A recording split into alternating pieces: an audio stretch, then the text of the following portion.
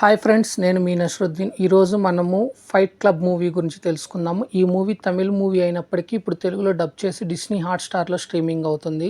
ఈ movie concept వచ్చేసి ఇది ఒక రివెంజ్ కాన్సెప్ట్‌ని బేస్ చేసుకొని చిత్రీకరించారు. ఇందులో నటీనటులు వచ్చేసి విజయ్ కుమార్, కార్తికేయన్, సంతానం, అవినాష్ రఘుదేవన్, శంకర్ దాస్ తదితరులు ఇందులో నటించారు. ఈ మూవీ డైరెక్టర్ అబ్బాస్ ఏ రెహమాన్, ప్రొడ్యూసర్ లోకేష్ గణకరాజు. ఈయన గురించి మనకు తెలియకుండా అంటూ ఎటువంటిది ఉండదు. ఈయన చిత్రాలు ఒక ప్రత్యేకమైన గుర్తింపు ఉంటుంది.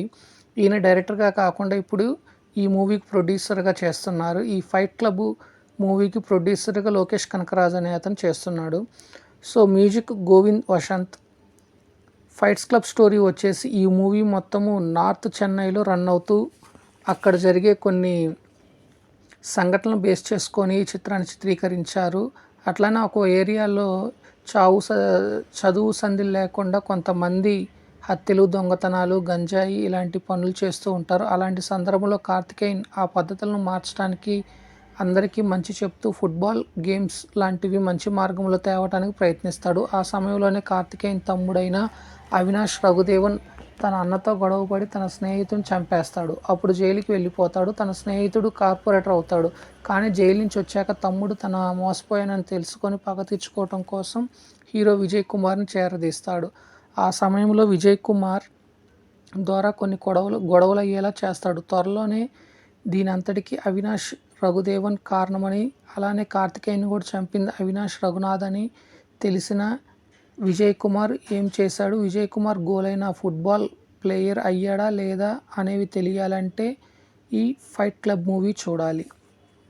ఈ ఫైట్ క్లబ్ మూవీ ఎలా ఉంది అంటే ఇది ఒక స్లమ్ ఏరియాని బేస్ చేసుకొని ఎటువంటి ప్రాధాన్యత లేని వ్యక్తులు ద్వారా జరిగే పరిణామాలు, వాటి వలన జరిగే గొడవలు, కొట్లాట్లను చిత్రీకరించారు డైరెక్టర్.